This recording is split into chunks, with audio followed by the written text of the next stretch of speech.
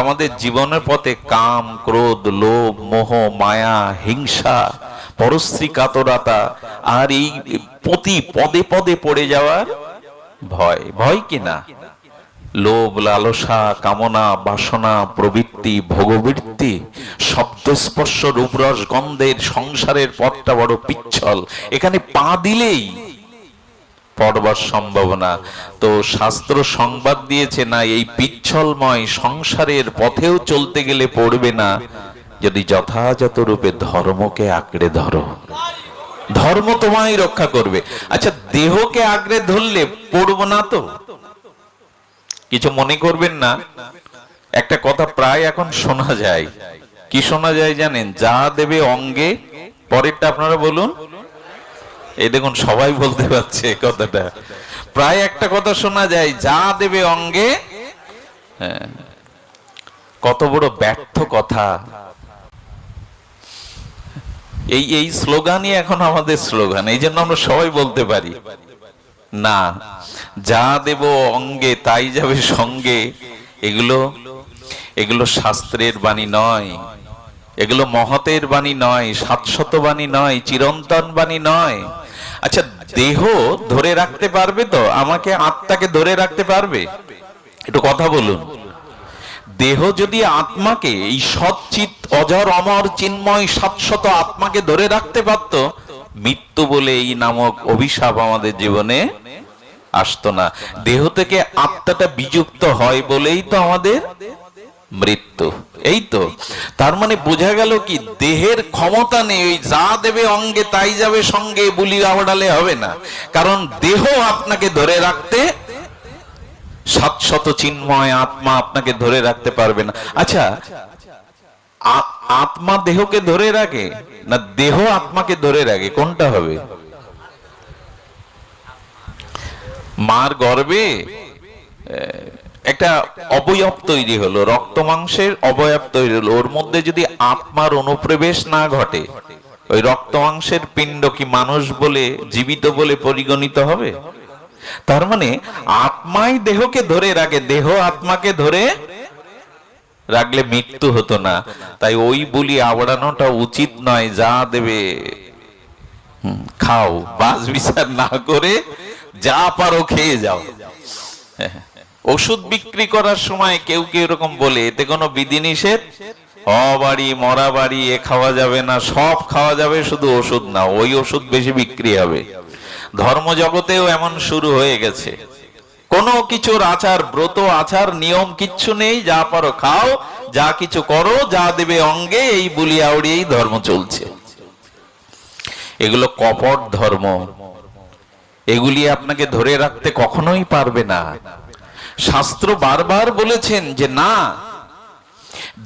দেখুন, ধর্মেন হীনা পশু সমানা। সেই পশু কারা? যদি কষ্ট না পান, কষ্ট পাওয়ার কথা না, ভাগবতজি বলছেন, স্বয়ং সুখদেব গোস্বামী পরমহংস কুলতিলক বলছেন, তিনি বললেন, যার ভিতরে ধর্ম নেই, যার ভিতরে আত্মচিন্তা নেই, শুধু দেহ সর্বস্ব, কাম, ক্রোধ, লোভ, ভোগ, বাসনা, এই জীবনে যার ভোগের জন্য দেহাবেশ, দেহ সর্বস্ব যার চিন্তা, ইনি জগতের সব থেকে বড় পশু। যার দেহত্ববোধ নিয়েই জীবন কাটালো, যা খাবো দাবো ভোগ বিলাস করো, এই দেহাত্মবোধ, দেহের প্রতি প্রবল আসক্তি, দেহ ভোগের জন্যই, খাওয়ার জন্য বাঁচা না। বাঁচার জন্য খাওয়া না খাওয়ার জন্য বাঁচা, কোনটা? হ্যাঁ, আমি তো উল্টে নিয়েছি, খাওয়ার জন্যই বাঁচা। তো যাদের দেহ সর্বস্ব, না, বলছেন ইনি বড় পশু। ভাগবতে বলা হলো, আপনি যে আমাকে পশু বলছেন, একটু হিসাব করে বলুন।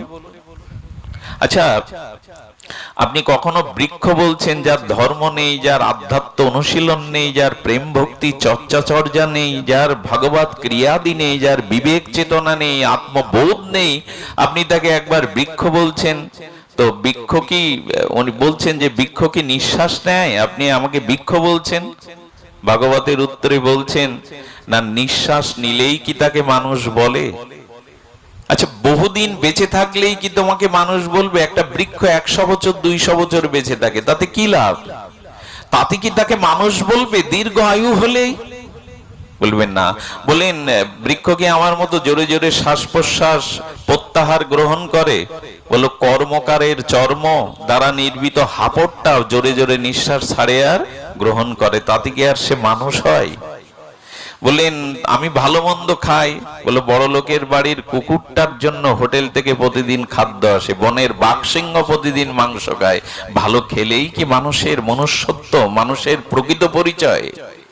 প্রকৃত পরিচয় মানুষ যদি ভগবত চরণকে, ভক্তিকে, ভজনকে আশ্রয় করে, এই জগতের কাম কামনা ভোগ লালসা এগুলি যদি কে সে নিয়ন্ত্রিত করতে পারে, তার আত্মবিবেক আত্মচেতনার দ্বারা, আধ্যাত্ম অনুশীলনের দ্বারা, ভজনের অনর্থ নিবৃত্তির দ্বারা, নিষ্ঠার উচিত দ্বারা কেউ যদি নিজেকে সংযত করতে পারে, কি সত্যম, যার ভিতরে এই ভাগবত পরিচর্যার দ্বারা, ভাগবত অনুশীলনের দ্বারা যার ভিতরে সংযম এসেছে, সত্য এসেছে, অহিংসা এসেছে, পরের দ্রব্য নেওয়ার মতো মানসিকতা নষ্ট হয়ে গেছে, এবং যার ভিতরে জীবের প্রতি পরম করুণা আছে, এই 5টি গুণ যদি না থাকে, তোমাতে পশুতে কোনো পার্থক্যই নেই।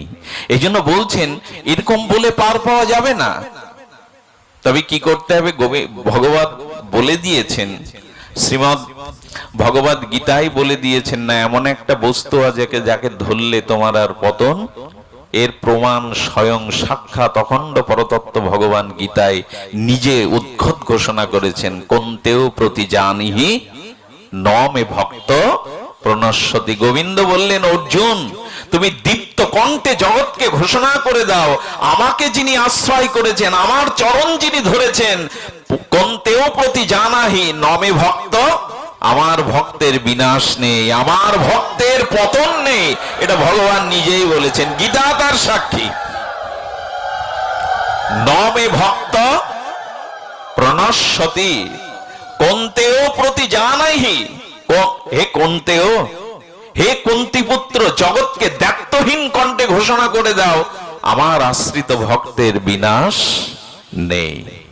ধরতে হবে কাকে? লাঠিকে, দেহকে, সংসারকে, অনিত্য বস্তুকে? এটা ধরা ধর্ম নয়। যাকে ধারণ করলে আর কোনোদিন পতন হবে না, সেই ভগবানকে, ভক্তিকে, ভজনকে আশ্রয় করার নামই হলো ধর্ম।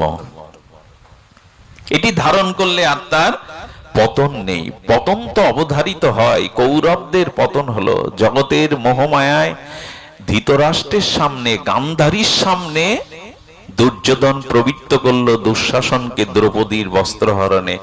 হ্যাঁ, ধৃতরাষ্ট্র, তুমি কি শুধু বাইরের অন্ধ? তুমি জ্ঞান অন্ধ? নাহলে তোমার কুলবধূর বস্ত্রহরণ হচ্ছে আর তুমি হস্তির মতো বল নিয়ে সিংহাসনে সেটা সহ্য করছো কেন? তোমার পুত্র স্নেহ, শতপুত্র দুর্যোধন, তার মধ্যে এই স্নেহ মমতায় যারা সংসারকে জড়িয়ে আছে, কৌরবদের রক্ষা হলো? অবশিষ্ট কেউ থাকলো? দুর্যোধনের প্রতি অতি বড় মমতা, এই যে সংসারে স্ত্রী পুত্র দেহ ভোগ বিলাসের প্রতি যাদের অতিরিক্ত মমতা, কৌরবদের দিকে তাকান, তাদের পতন অবশ্যম্ভাবী। সন্ধ্যায় সেই রণক্ষেত্রের মাঝে দুর্যোধন কাঁদনাচ্ছে মৃত্যু যন্ত্রণায়, এই হলো তাদের পরিণতি। অতিরিক্ত মমতা, অতিরিক্ত আসক্তি, দেহ বৃত্ত বৈভব স্ত্রী পুত্রের প্রতি এই অতিরিক্ত ঘোর আসক্তি কৌরবদের পরিণতি এনে দেয়। কিন্তু পাণ্ডবরা দেখিয়ে গেল, কৃষ্ণচরণ আশ্রয় করলে তার পতন নেই, কখনো পতন আসতে পারে না। কোন্তেও প্রতি জানিহি নামে ভক্তা প্রণশ্যতি, আমার ভক্তের বিনাশ নেই। এ প্রসঙ্গে একটা কথা মনে পড়ল। গোবিন্দের সঙ্গে তার সখারা প্রতিদিন গোষ্ঠে যেত, আপনারা জানেন। গোষ্ঠে যাওয়ার আবার তাদের বড় বড় সাজগোজ করে যেতেন, রাখালিয়া বেশে, আর বেনু নিয়ে, ময়ূর পিচ্ছ, শিখা পাখা নিয়ে, আর পীত বরণ পরিধান করে, কারণে কর্ণের দুল দিয়ে গোবিন্দ চলেছেন মুরলীধারী, গোষ্ঠে চলেছেন। সখারা করেছেন কি, মায়েদের কাছ থেকে পুটুলি করে নিয়েছেন খাবারগুলো। গোচারণ করতে করতে শরতের তাপে ক্লান্ত হয়ে গেলে ওরা পুলিন ভোজন করতেন, যমুনার তীরে কদম্ব বৃক্ষের তলে ভোজন করতেন। এভাবে একদিন সকলে ভোজন করতে বসেছে। এখন গাবি চড়াতে গেলে, ধেনু চড়াতে গেলে যদি ভোজন করতে বসে আর ওইখানে গল্প আর তাদের ভিতরে সখ্যতার নানা আলাপ চলতে চলতে গাবিগুলো সব দূরে চলে গেছে। ভোজন সমাপ্ত হলে শ্রীদাম সুদাম সখাবৃন্দ তারা কি করেছে জানেন? গাবিগুলোকে চারিয়ে দেখে দৃষ্টির মধ্যে আর নেই। গাবির অনুসন্ধান অন্যদিন কিভাবে করে জানেন? কানাই, দাও দাদা, কৃষ্ণের বড় দাদা দাও দাদা, বলরাম, দাও দাদাকে আর কানাইকে ওরা বলতো, কানাই জল পিপাসা লেগেছে, কানাই ব্যবস্থা করে দেবে, বলাই দাদা দেবে। দাও দাদা, গাবিগুলোকে তো দেখতে পাচ্ছি না। কৃষ্ণ মুরলীর ধ্বনিতে গাবিগুলো ফেরত আনতো। কিন্তু আজকে ওরা বড় ব্যাকুল হয়ে, ব্যাকুল চিত্তে, ওরা উদ্বিগ্ন চিত্তে তারা দাও দাদাকে, বলদেব দাদাকে এবং কৃষ্ণকে, কানাইয়াকে ওরা কিছু বলেনি। ওরা নিজেরাই গাবি অন্বেষণে বেরিয়েছে। এই দেখুন, দুই দিন মাত্র সকারা কৃষ্ণ বলরামের অনুমতি না নিয়ে দুটো কাজ করতে গিয়েছিল। তার পরিণতি কি হলো দেখুন। ওরা গাবি অন্বেষণ করতে করতে এত গভীরে চলে গেছে, গিয়ে চিৎকার করতে শুরু করেছে। কেন জানেন? চারিদিক থেকে আগুন ওদের গ্রাস করছে। আপনারা জানেন, কংস প্রেরিত অসুর আগুনের রূপ ধরে পুরো বৃন্দাবনকে পুড়িয়ে দেওয়ার জন্য, গ্রাস করবার জন্য, সখা কৃষ্ণ বলরামকে গ্রাস করবার জন্য আগুন লেলিহান শিখা চারিদিক থেকে এগিয়ে আসছে। সখারা তখন ভীত সন্ত্রস্ত হয়ে মনে পড়েছে, আজ তো কানাই বলাই দাদাকে বলে আসিনি, অনুমতি তো নেইনি। ওইখান থেকেই তারা প্রাণের আকুতি নিয়ে ডাকছে, কানাই দাদা, সখা কানাই, দাও দাদা, বলরাম দাদাকে ডাকছে। কৃষ্ণ যেন শুনেও শুনছে না। বলরাম বললে, কিরে কানাই, সখারা বিপদে পড়েছে, তোকে ডাকছে, যাবি না? কিছুটা পথ এগিয়ে গেল বটে, কিন্তু সুরক্ষার জন্য, তাদের রক্ষার জন্য এগিয়ে যাচ্ছে না। কৃষ্ণকে দূর থেকে দেখে বলছেন, কৃষ্ণ তুমি না আমাদের সখা, তুমি না সর্বত বিপদে আমাদের রক্ষা করো। তবুও কৃষ্ণ টলছেন। শেষে যখন বলছেন, আমাদের জীবন, আমাদের শ্বাস প্রশ্বাস সব তোমার চরণে সমর্পিত, তুমি ছাড়া কে রক্ষা করবে কানাই? যেই চোখের জলে আত্মসমর্পণ করেছে, সঙ্গে সঙ্গে কৃষ্ণ এগিয়ে গেলেন। এর আগে কিন্তু ভগবানকে ডাকতে হবে, তবে সমর্পণ করে ডাকতে হবে।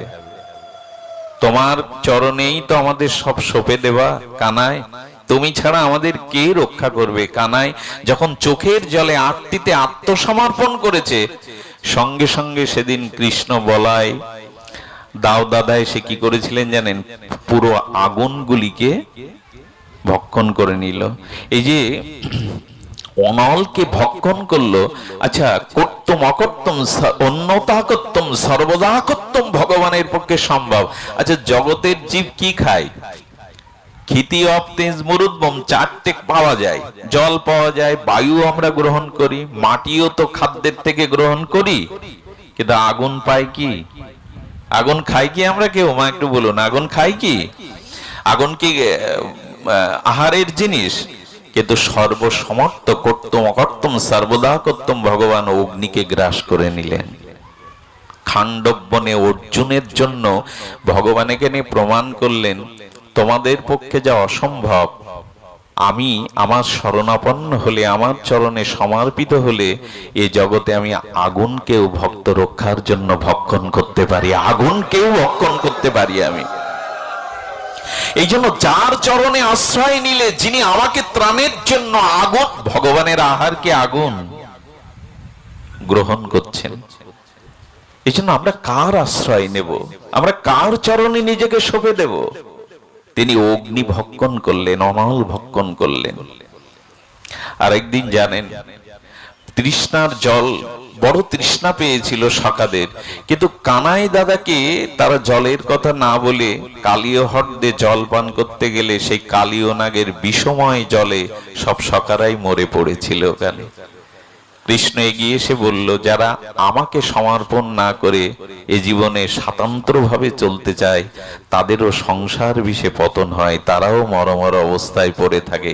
গোবিন্দ প্রসন্ন করুণার দৃষ্টিতে, অমৃত দৃষ্টিতে ওদের প্রাণ আবার পুনর্জীবিত করেছিলেন। তাই একটাই নিবেদন, ভগবানের চরণে সমর্পিত হওয়া, ভগবানের চরণকে, ভক্তিকে, ভজনকে, সদ্গুরুদেবের চরণকে আশ্রয় করাই হলো প্রকৃত ধর্ম। আর এতেই জীবের রক্ষা, অন্য কিছুতে রক্ষার উপায় নাই, অন্য কিছুতে রক্ষার উপায় নাই। এই জন্য আমাদের একমাত্র আশ্রয় ভক্তি এবং ভজন এবং ভগবত চরণাশ্রয়, শ্রীগুরু চরণাশ্রয়। এইটা যতদিন না আমরা আমাদের চিত্তে সিদ্ধান্ত হিসাবে আমাদের আশ্রয় অবলম্বন না হচ্ছে, ততদিন প্রকৃত আমাদের কল্যাণ নেই। তবে আমাদের আত্মসমর্পণ হয় না, আমাদের বললে ভুল হলো, আমার মতো মাদিস জীবের আত্মসমর্পণ হয় না। আচ্ছা, ভগবানের চরণে আত্মসমর্পণটা কি মা? এই যে মার মন্দিরে এসে, গোবিন্দ মন্দিরে এসে একটা প্রণাম করে এই বলা যে আমার রোগ শোক নিরাময় করে দাও।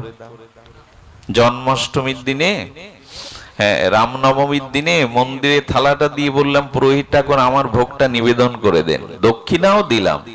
আর সেই ভোগ নিবেদনের পরে বললাম, হ্যাঁ, জামাইয়ের প্রমোশনটা যেন এই মাসেই হয়, মেয়ের যেন একটা ছেলে কোলে আসে, নাতি কোলে আসে, ব্যবসা বাণিজ্যে যাতে প্রভু একটু মুনাফা থাকে। এটা আত্মসমর্পণ? দেখুন, আমাদের কামনা বাসনা আসক্ত চিত্ত নিয়ে যতদিন ভগবানের কাছে যাব, আমি কথাটা আপনাদের একটু কড়া শোনালেও, একটু কটু শোনালেও বলবো, এটা কপটতা। ভগবানের সামনে গিয়ে নিজের ভোগ বাসনা পূর্ণ করার যে অভিলাষ, এটা কপটতা। এটা শুধু কপটতা নাই, এটাকে পাপও বলা হয়েছে। দেখুন, ভাগবতের প্রথম স্কন্ধের প্রথম অধ্যায়ের ৩য় শ্লোকটি আমাদের বড় আস্বাদ্য তত্ত্ব। ওখানে বলেছেন, ধর্ম পজ্জিত কৈতব অত্র পরাং নির্মাত সারানাং শতাং। নানা ধর্ম উজ্জিত কৈতব, কৈতব বলেছেন, যদি অভিলাষ শূন্য না হয়ে শুধু ভালোবাসার জন্য, প্রেমের জন্য ভগবানের চরণে না যেতে পারো, ওইখানে একটা প্রণাম করে একটু প্রসাদ দিয়ে যদি 10-5টা চাইতে থাকো, অন্য অভিলাষ এসে থাকে, ভক্তি কোনোদিন হবে না, তুমি কপট। আশ্চর্য হতে হয়, কতগুলো একটু ধ্যান দিতে হবে। ভগবানের সামনে গিয়ে যখন আমি আমার বাসনা নিয়ে যাই, আমার কামনার ডালি নিয়ে যাই, হ্যাঁ, এটা আত্মসমর্পণ না। ভগবানের চরণে আত্মসমর্পণের সংজ্ঞা দিয়েছেন রূপ গোস্বামীপাদ, আনুকূল্যস্য সংকল্প প্রাতিকূল্য বিবর্জনম রক্ষিষু তীতি বিশ্বাস গোপিত্বে বরণং তথা আত্মনিক্ষেপ কার্পণ্য শরণাগতি সরবিদ শরণাগতি। তার মানে রক্ষিষি তীতি বিশ্বাস, এই বিশ্বাস রাখতে হবে যে ভগবান আমাকে সর্বদা রক্ষা করবেন, তার কাছে চাওয়ার কিছু থাকে না। একটু লক্ষ্য করুন, মায়ের গর্ভ থেকে যেদিন ভূমিষ্ঠ হলাম, আমি একটা মাংসের ডেলা ছাড়া কিছু কি কোনো জ্ঞান বুদ্ধি শিক্ষা হয়েছে আমার? মায়ের গর্ভ থেকে পড়লে তো আমি একটা মাটির ঢেলা, কিন্তু মা আমাকে বুকে টেনে নিলেন। মার বুকের কাছে যাওয়ার সাথে সাথে আমার ঠোঁটের স্পন্দন হতে লাগলো, একটা অপূর্ব বস্তুর সাথে আমার জিহ্বার মিলন হলো, আর অমৃত খরিত হতে থাকলো মায়ের দুগ্ধ। যে ভগবান আমার জন্মাবার আগে মায়ের বক্ষে আমার বাঁচবার রসদ একমাত্র দুগ্ধ দিয়েছেন, সেই ভগবান জানেন না আমার জীবনে কি প্রয়োজন? একটু কথা বলুন। তার জানা নেই আমার জীবনে কি প্রয়োজন, আমাকে চাইতে হবে লিস্ট করে গিয়ে। একটা প্রণাম করতে পারলাম না, ভগবানকে একটু প্রসাদ দিতে পারলাম না, নিবেদন করেই হ্যাঁ মাজার ব্যথা ভগবানের কাছে সারতে আসতে হয়। ছেলের যাতে নাতি হয়, জামার যাতে প্রমোশন হয়, হলো কৈতব ধর্ম পজ্জিত কৈতব অত্র পরাং নির্মাত শরণাং শতাং। যারা আমরা এই স্তরে পড়ে আছি, তারা ধর্মকে যথাযথ বুঝতে পারিনি, ভাগবত ধর্মকে তারা যথাযথ বুঝতে পারিনি। অন্য অভিলাষিত শূন্যং, ভগবানের কাছে কোনো অভিলাষ নিয়ে যেও না। আচ্ছা, এই নুরুল্লাহগঞ্জ কোনো মুদির দোকানে গিয়ে 10 টাকা লবণ নিলেন, 10টা টাকা দিলেন, কি দিল তার বিনিময়ে? তারপরে দোকানদারের ভালো মন্দ সংসারের খোঁজ রাখার আপনার দরকার? টাকা দিলেন, লবণ নিলেন, এরপর দোকানদার ভালো আছে কিনা, তার ছেলে মেয়ে সংসার ভালো আছে কিনা, এটা জানার খুব দরকার। তা আমাদের ধর্মকর্ম এখন এরকম রূপ নিয়েছে, ভগবান তোমাকে এই এই দিলাম, তুমি এই এই দাও, বাণিজ্য, তারপর আর ভগবানের খোঁজ নেই। একে প্রীতি বলে? একে সম্বন্ধ বলে? ওই দোকানদার আর খরিদ্দারের কাছে কোনো সম্বন্ধ আছে কি? প্রীতির সম্বন্ধ থাকে কি? টাকা দিয়ে লবণ কিনলে প্রীতির সম্বন্ধ থাকে কি? ভগবানের কাছে প্রণাম আর কিছু দিয়ে 1000টা চেয়ে নিলাম, সম্বন্ধই হলো না তো ভগবানের সাথে তোমার কি হলো? সম্বন্ধই তো হলো না। হয়েছে সম্বন্ধ? চাওয়া পাওয়ার সম্বন্ধ হয়েছে, ভোগ বাসনার সম্বন্ধ হয়েছে। ভগবানকে সামনে রেখেই চাওয়া পাওয়া, বলে এটা আত্মসমর্পণ নয়। ভগবান আমার কি প্রয়োজন? দেখুন, আপনাদের দিকে এই প্রথা আছে কিনা জানি না, 6 দিনে সন্তানের বয়স হলে কি করে? 6 দিনে মা ষষ্ঠী পূজার ওখানে খাতা কলম কি রেখে দেয়। ওই দিন আপনার ললাটে যেটা লিখে দিয়েছে, জন্ম, আপনার ক্রমবর্ধমান জীবন এবং মৃত্যুর পরে আপনি কোথায় যাবেন, কি হবে, এটা ভগবানের থেকে ভালো কেউ জানে না। তার কাছে নতুন করে কি চাইবেন আপনি? আপনার ভালো আপনি জানেন না।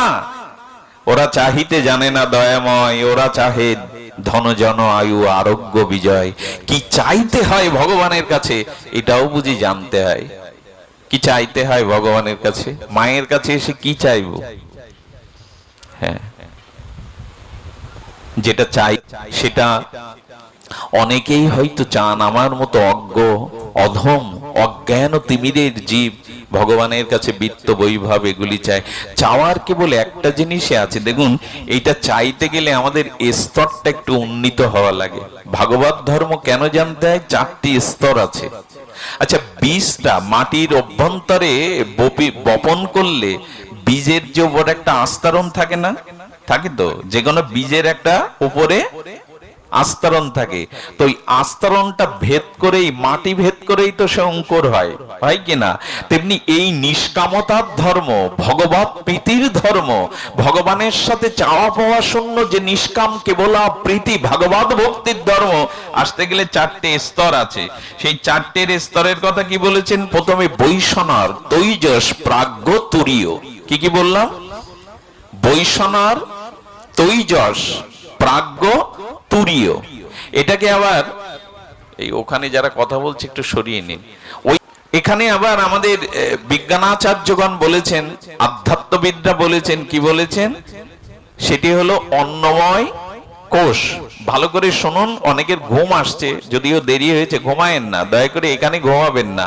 অন্নময় কোষ, এরপর বলছেন মনোময় কোষ, প্রাণময় কোষ, বিজ্ঞানানন্দময় কোষ, আনন্দময় কোষ। কোষটা তো ফাটতে হবে, বীজের কোষটা ফাটতে হবে, তারপর অঙ্কুর হবে। তো বৈষ্ণার মানে যারা শুধু দেহ চিন্তা, খাওয়া পড়ার চিন্তা আছে, এই স্তরে থাকলেই নিষ্কাম ভক্তি তার বোঝার কথা না। অঙ্কুরটা উদ্গম হতে গেলে তো উপরের আবরণটা ভেদ হতে হবে। তা আমাদের জীবনে অন্নময় কোষ এটা ভেদ হবে, তারপর মনোময় কোষ ভেদ হবে, তারপরে প্রাণময় কোষ ভেদ হয়ে যখন বিজ্ঞানানন্দময় কোষে যাবেন, তখনই জানা যাবে যে ভগবান ছাড়া এই জগতে আমার আপন কেউ নাই, ভগবান ছাড়া সম্বন্ধের কেহ নাই। এই জন্য তখনই জীব প্রকৃত অর্থে সে ভগবানের সাথে নিষ্কামতা ভক্তি চাইবে। এর আগে যা কিছু ভাগবত ধর্ম বলেছে সেটা ছল এবং কপট। আমি আপনাদের কষ্টের কারণ হব না এ কথা বিশ, কিন্তু আমরা তো কামনা বাসনার জীব, আমরা বৈষ্ণর স্তরে আছি, আমাদের স্তর ভেদ হয়নি। সাধু সঙ্গ করতে করতে, ভাগবত শ্রবণ করতে করতে, সদ্গুরুর কৃপা যদি পাই, তাহলে ধীরে ধীরে ধীরে ধীরে আমাদের চিত্তে এই কোষগুলো উন্মোচন হতে হতে বিজ্ঞান আনন্দময় কোষে গিয়ে বুঝতে পারবো যে ভগবান শুধু প্রীতির জন্য। অহৈতুক্য ব্যবহিতা জায়াত্মা সুপ্রসিদ্ধতি। ভগবান বলেছে, দেখো তুমি চালাকি করতে যেও না, চালাকি দ্বারা কোনো মহৎ কাজ, আমি এই উপাসনা করব, ভগবানের কাছে এই পাবো, এরকম চালাকি দ্বারা মহৎ কাজ জগতে কোনোদিন। ভগবানের সামনে কামনা বাসনা নিয়ে যাওয়ার নামই হলো চালাকি। চালাকি আমাদের তো কম না। শিব ঠাকুর তো আশুতোষ, একটা প্রণাম করলেই ওম নমঃ শিবায় বললেই উনি সন্তুষ্ট। কাশিতে এক শিব ভক্ত ওম নমঃ শিবায় বলে একবার দণ্ডবোধ করেছে, ভগবান শিব উপস্থিত, আশুতোষ, ডাকলেই হাজির। তো বর চাও, তো বললেন প্রভু আমার বর তিনটে দরকার। তো বলছেন দণ্ডবোধ করলে একটা, প্রণাম করলে একটা, চাওয়ার বেলায় তিনটে, আমি একটাই দিতে পারি, চাও, বেশিক্ষণ দেরি করব না। এখন ও তিনটে দরকার কেন জানেন? ও অন্ধ, তো অন্ধের তো দৃষ্টি দরকার। ও চিন্তা করছে শুধু অন্ধ না, ও বড় রোগগ্রস্ত, নানান রোগ ভর করেছে দে। তো যদি বলেন আমি রোগ সারতে চাইলে অন্ধ ব্যক্তির আর নিরোগ হয়ে কি লাভ, তার তো জগৎ অন্ধকার। আর একটা হলো ওর বড় অভাব, ভিখারি। এখন এই তিনটেই দরকার। তো আচ্ছা, যদি অর্থ চাই তাহলে অন্ধ আর রোগগ্রস্ত ব্যক্তির টাকার উপর শুয়ে থেকে লাভ আছে? আচ্ছা, ও যদি দৃষ্টি চাই তাহলে অভাবী ব্যক্তি, রোগগ্রস্ত ব্যক্তির চোখ থেকেও বাকি। দরকার তিনটে, ভগবান বলছেন একটা। বলি তাড়াতাড়ি চাও, নাহলে আমি চলে গেলাম। মানুষ তো আমরা, আমাদের কপটতা তো কম না। বলছে দাঁড়াও প্রভু, যেও না, আমি একটাই চাইছি। কি চাইলো জানেন? আমার নাতির অন্নপ্রাশনে সোনার থালে অন্ন পাচ্ছে, এটা যেন দেখে যেতে পারি। আমার নাতির অন্নপ্রাশনে সোনার থালে অন্ন পাচ্ছে, এটা যেন দেখে যেতে পারি। শিব ঠাকুর হো করে এসে বললেন, বেটা বলিহারি বুদ্ধি তোর, তুই তো একটার মধ্যেই তিনটে এনে ফেললি। নাতি দেখতে গেলে আয়ু দরকার, সোনার থালে খাওয়া দেখতে গেলে অর্থ দরকার। হ্যাঁ, সব চেয়ে নিল। আমাদের প্রণাম একটা, চাওয়ার বেলায় 10-12টা, মাজার বেলা থেকে শুরু করে একেবারে প্রমোশন, অমুক তমুক, কত কি। ভগবান বলি এই বুদ্ধি ছাড়ো। গোপীদের কৃষ্ণ বলছেন ব্রজ গোপিকাতে, দেখেন তুরীয় তত্ত্বে না গেলে গোপী ভাব বোঝা যাবে না। আমারে বোঝালে আমি বুঝবো না, গোপী ভাব যতই বোঝান আমরা বুঝবো না, তুরীয় তত্ত্বে গিয়ে বুঝবো। গোপীদের কৃষ্ণ বলছে একটা বর নাও, গোপীগণ তোমরা বর নাও। বলে বর দেবে? তবে দাও। কৃষ্ণ তুমি সুখী হও। বলে এটা কি তোমাদের চাওয়া হলো? আমি সুখী হই তো এটা আমার জন্য চাওয়া। তোমাদের বললাম প্রসন্ন হয়ে বর নাও। গোপীগণ বলছে তোমার সুখ ছাড়া তো আমাদের চাওয়া পাওয়া বলে কিছু নেই জগতে।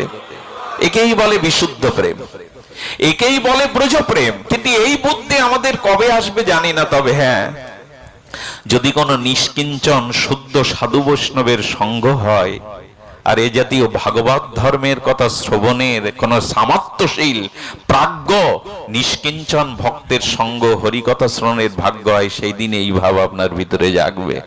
চাওয়া পাওয়ার জন্য নয়। ভগবান সকলেই জানেন আপনার কি প্রয়োজন, তার থেকে বেশি কেউ জানে না এই জগতে কার কতটুকু কি প্রয়োজন। তাই তার উপরে সমর্পণ করে দিন। তুমি যদি বোঝো ভালো, ঢালো আরো দুঃখ ঢালো। এই জন্য তার চরণে সমর্পণ করার সাথে সাথেই দেখুন, কোটি জন্ম করো যদি নাম শ্রবণ কীর্তন, তবু নাম মিলিবে ব্রজেন্দ্র। কোটি জন্ম করো যদি শ্রবণ কীর্তন, তবু নাম মিলিবে ব্রজেন্দ্র নন্দন। কি করে, কেন মিলবে না? বলেন গোপী আনুগত্য বিনা ঐশ্বর্য জ্ঞানে, ভজিলেও নাহি পাই ব্রজে ব্রজেন্দ্র। কি মর্মিক শব্দাবলী দিয়েছেন কবিরাজ কৃষ্ণ গোস্বামী। আবার বলি, শব্দটা একটু হৃদয়ে নিন। কোটি জন্ম করো যদি শ্রবণ কীর্তন, তবু না মিলিবে কৃষ্ণ প্রেম। কেন কোটি জন্ম শ্রবণ কীর্তন হবে না? বলে কেন? গোপী আনুগত্য বিনা ঐশ্বর্য জ্ঞানে, ভজিলেও নাহি পায় ব্রজে ব্রজেন্দ্র নন্দনে। গোপীর আনুগত্যে ভজন হতে হবে। আর গোপীর আনুগত্য মানে তোমার সুখ বিনা, তোমার সেবা বিনা এই জগতে আমি নিজের জন্য কিছু চাই না। ইহকাল পরকালে কারো কাছে তোমার সেবা ভিন্ন, তোমার সুখ ভিন্ন, আমি অন্য কিছু চাই না। এই জায়গাটায় আসতে হবে। এটার নাম ভাগবত ধর্ম। আচ্ছা, এই জায়গায় তো আমরা সহজে আসতে পারবো না। তো আপনাদের একটু জানা, আসবো আর কি, আমরা যা শুরু করেছি, আমরা আর আসবো কি? দেখুন, আমাদের একটা জায়গায় আমরা বেঁধে গেছি। কতটি বড় মার্মিক কথা একটা জায়গায় বেঁধে গেছে কি জানেন? আচ্ছা, জগতে সব থেকে বড় বাধা কি? ভক্তির। ভক্তি পথে, ভাগবত ধর্মের পথে খুব মার্মিক একটা বিষয় যদি আপনারা একটু মন দিয়ে শোনেন, এটা হরি ভক্তি বিলাসে গোস্বামীপাদ শেষের অধ্যায়ে এই অপূর্ব এই শ্লোকটি পর্যালোচনা করেছেন। একটু ধ্যান দিন, একটু লক্ষ্য রাখুন। গোস্বামীপাদ হরি ভক্তি বিলাসের শেষ প্রান্তে এসে বল আমাদের বাধাটা কোথায়। বাধা সম্পর্কে বলতে গেলে সমস্ত মনীষী, সমস্ত শাস্ত্র বাধা বলেছেন দুটি। খুব ধ্যান দিন, আমি বারবার বলছি কেন ধ্যান দিতে, কথাটা আপনার কর্ণ দিয়ে যেন হৃদয়ে আঘাত আনে। এই পৃথিবীর ভগবত প্রাপ্তির, বিশুদ্ধ ভক্তির, ভাগবত ধর্মের নিষ্কামা ভক্তির, ব্রজভক্তির সব থেকে বড় বাধা দুটি, একটা হলো কামিনী আর একটা হলো কাঞ্চন। সমস্ত শাস্ত্র দেখবেন এই দুটো শব্দ সাবধান করেছে, কামিনী এবং কাঞ্চন, এই দুটি বাধা। কিন্তু গোস্বামীপাদ বলেছে না, এই দুটির থেকে আর একটা বড় বাধা আছে, এই দুটির থেকে আর একটা বড়। এতদিন আমি জানতাম গোস্বামীপাদের এই হরিভক্তি বিলাস না পড়লে আমি বুঝতে পারতাম না, সমস্ত নিখিল শাস্ত্র বলেছে বাধা কামিনী আর কাঞ্চন।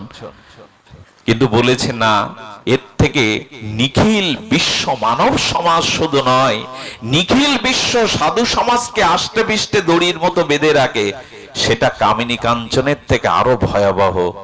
সাধারণকে না, নিখিল বিশ্ব সমাজকে না, নিখিল বিশ্ব সাধু সন্তকেও আষ্টে পৃষ্ঠে দড়ির মতো বেঁধে রাখে, সেটার নাম হলো প্রতিষ্ঠা। কি বললাম? যশ খ্যাতি প্রতিষ্ঠা। আচ্ছা, বৃন্দাবনে নয়, অনেক অনেক তীর্থে, অনেক ধামে দেখবেন এমন বাবাজি আছে যারা অর্থকে স্পর্শ, দেখেছেন কিনা? হ্যাঁ আছে, এটা খুঁজে পাবেন। এদের সংখ্যা কম হলেও এরা অর্থকে স্পর্শ করে না। গোস্বামীরা তো করতেনই না। রাধাকুণ্ড সংস্কারের জন্য রাধারানী স্বপ্ন দেখালেন এক শেঠে, আরে তুমি কুণ্ডে যাও। ওই শেঠ কি বদ্রিকাশ্রমে কেদার বদ্রিতে যাচ্ছেন সিঁড়ি দিতে, পাহাড়ে সিঁড়ি দিতে। নারায়ণ স্বপ্নেতে বলছেন এটা করলে আমি যতটা খুশি হব তার থেকে বেশি আনন্দ পাবো তুমি রঘুনাথ দাস গোস্বামীর কাছে রাধাকুণ্ড সংস্কারের জন্য এই অর্থ দিয়ে এসো। রঘুনাথ দাস গোস্বামী বললেন আমি অর্থ স্পর্শ করি না, ওটা ফিরিয়ে নিয়ে যান, প্রয়োজন নেই। এখনো বৃন্দাবনে কিছু মহাত্মা আছেন, অনেক জায়গায় আছেন, শুধু বৃন্দাবনের অনেক সম্প্রদায় যারা অর্থ স্পর্শ করেন এবং পর স্ত্রীকে মাতৃজ্ঞান করেন। এখনো তারা মেয়েদের, মায়েদের পায়ের দিকেই দৃষ্টি দেন এবং কেউ অনেকেই বিরক্তি, তারা দর্শনও করেন না, এমনও বাবাজি মহারাজ আছে। তাহলে কামিনী কাঞ্চন সংসার আসক্তি ত্যাগ করা অনেকের পক্ষে সম্ভব, কিন্তু যারা কামিনী কাঞ্চনও ত্যাগ করে ঊর্ধ্বে উঠেছেন, এদেরও আষ্টপৃষ্ঠে বেঁধে রাখতে পারে, তার নাম হলো প্রতিষ্ঠা। নিরপেক্ষ তত্ত্ব রহিত প্রতিষ্ঠা। যতদিন প্রতিষ্ঠার আকাঙ্ক্ষা না যাবে ততদিন আপনার ভাগবত ধর্ম, বিশুদ্ধ ভক্তি, এইখানটা এত এত মার্মিক কথা। আমি অনুরোধ করব, তন্দ্রা এলে, ঘুম এলে তাড়িয়ে দিন। এই জিনিসটাই সমগ্র বিশ্ব সাধু নিখিল সমাজকে ক্ষতি করে দিচ্ছে। প্রতিষ্ঠার কথা শুনুন, প্রতিষ্ঠা সম্পর্কে কি বলা হয়েছে? বলবে সর্বত্যাগে পহে আজা সর্ব অনাত্ম ভোগতত্ত্বে কুরু প্রতিষ্ঠা বিষ্ঠায়া যত্ন অচর্পণে বরং। একটু লক্ষ্য করুন, প্রতিষ্ঠাকে কি বলেছেন? কুরু যু প্রতিষ্ঠা বিষ্ঠায়া। ভাগবত বলছেন আত্মযশ খ্যাতি প্রতিষ্ঠা হলো শূকরের। কি বলেছেন মহাপ্রভু চৈতন্য চরিতামৃতে? প্রতিষ্ঠা হলো শূকরের। এর থেকে বড় শব্দ আর কোন আমি সম্প্রদায় দিতে দেখিনি। গৌড়ীয় বৈষ্ণব সম্প্রদায় বললেন এই যে যশ খ্যাতি, নিজের মান সম্মানের কীর্তির প্রতিষ্ঠা, এটাকে বলেছে শূকরের। আচ্ছা, পৃথিবীতে সব থেকে হেয় ঘৃণ বস্তু কি? বিষ্ঠা। তো পৃথিবীতে সব থেকে হেয় এবং ঘৃণিত বস্তু বিষ্ঠা। কারো গায়ে যদি সাবধানে অসাবধানে বিষ্ঠা মেখে যায়, সে মন্দিরে যেতে পারবে? নিজের ঘরে উঠতে পারবে? নিজেকে পবিত্র জ্ঞান করতে পারবে? যদি জগতের বিষ্ঠা গায়ে মাগলে মন্দিরে না যেতে পারো, সাধু সঙ্গে বসতে না পারো, নিজের ঘরে প্রবেশ না করতে পারো, তবে যশ খ্যাতির প্রতিষ্ঠা যার গায়ে, সে ভগবানের কাছে যাবে কি করে? ভক্তির দুয়ারে যাবে কি করে? কখনোই সে যেতে পারে না। এই জন্য সাধু সমাজকে খুব সদর, আজকে সারা বিশ্ব, আর সারা বিশ্ব এই যে সম্প্রদায় দলাদলি, তার মূলে হলো আমি বড়। এই জগতে যদি কারো নাম প্রচার হয়, আগে আমার নাম, ইতিহাসে যদি কারো নাম লেখা থাকে আমার নাম লেখা থাকে। আর এই ইতিহাসে নাম লিখিয়ে কি করবে? পৃথিবীতে এত বড় বড় ঐতিহাসিকগণ ইতিহাস করলে তাদের নাম কেউ পড়ে? দু চারজনের নাম ছাড়া ইতিহাসের নাম খুব বেশি মনে মানুষ রাখে না। 200 বছর 500 বছর তারপরে ভুলে যাবে। বললেন দেখুন, ভগবত ভজন লাভ করে যিনি বিশুদ্ধ ভক্তি লাভ করেন, এই ভক্তি হলো স্থায়ী। আর কিছু জগতে স্থায়ী না, একমাত্র ভগবত ভক্তি হলো স্থায়ী জগতে, আর কিছু স্থায়ী নয়। সুদামা বিপ্র সেই 5000 বছর আগে কোথায় ছিল? আজ মানুষ কীর্তনে তার চোখের জলে সুদামা বিপ্রের কীর্তন শুনছে। মহাপ্রভু বলেছিলেন এ জগতে খ্যাতি কার হয়? বলেন যিনি কৃষ্ণ ভক্তি যার আছে এই জগতে তারই খ্যাতি হয়, যার ভক্তি আছে। শুনবেন তাহলে। সম্রাট আকবরের কথা শুনেছেন না? দিল্লীশ্বর, দিল্লির অধিপতি, গ্রেট দি আকবর।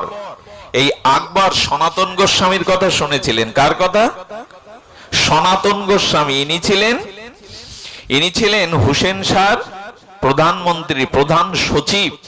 ইনার মতো বিদ্বান ব্যক্তি জগতে বিরল। সনাতন গোস্বামী গিয়েছিলেন ওনার দর্শনে। কোথায় গিয়েছিলেন? বৃন্দাবনে। গিয়ে কি দেখছেন? সনাতন গোস্বামী বৃক্ষতলে বসে আছে। কোথায় বসে আছে? বৃক্ষতলে, ছেঁড়া কাঁথা আর নাড়া মাথা। আর খাই কি জানেন? আটা ভিক্ষা করে, ওইটা যমুনার জল দিয়ে গুলে চ্যাপটা করে লবণহীন একটু শুকিয়ে, মানে একটু আগুনের তাপ দিয়ে, লবণ নেই, আটাটা ভিক্ষা করে যমুনার জলে চ্যাপটা করে খেতে পারবেন তো? যিনি ছিলেন প্রধানমন্ত্রী, অতুল ইন্দ্র সম ঐশ্বর্য, ছেঁড়া কাঁথা গায়ে দিয়ে বৃক্ষতলে বসেছে, ঘর বাঁধেনি। সম্রাট আকবর গিয়ে হাত জোর করে দাঁড়িয়েছে। চোখ খোলে কি? চোখ খুলছে না। বহু সময় দাঁড়িয়ে অপমান বোধ করছেন সম্রাট দিল্লীশ্বর আকবর। আমি আকবর, আমি সাধারণ নই। তবু গোস্বামীপাদকে উনি জানতেন, ওনার চরিত্র কথা শুনেছেন। কিছুক্ষণ পর দেখলেন উনি অপমান বোধ করছেন, তাই চোখটা আস্তে আস্তে খুললেন। খোলার পরে যখন প্রীতি নমস্কার দিলেন, আমি সম্রাট আকবর, আমি এসেছিলাম যদি কোনো সেবায় লাগতাম আপনার, যদি একটু স্বীকার করতেন, কোনো সেবা স্বীকার করতেন। বললেন সবকিছুই তো ফেলে এসেছি, আমার সেবার এখন কোনো প্রয়োজন নাই।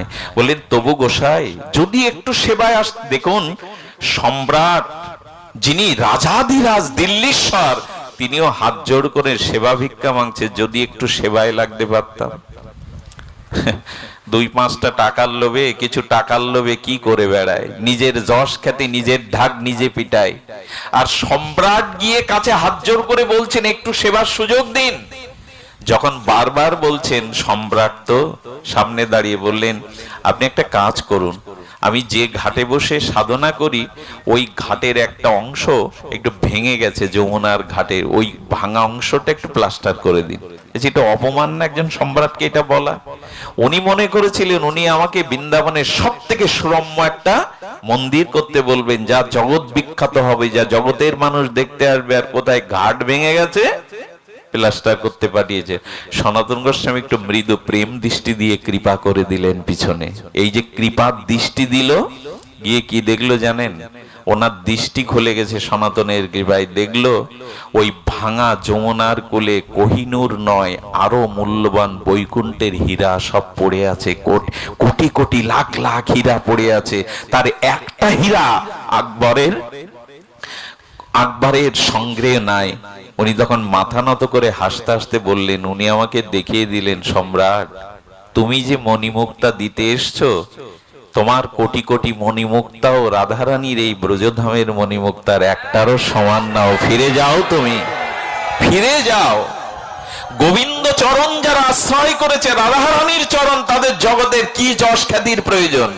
সম্রাট এদের দুয়ারে হাত জোর করে দাঁড়ায়।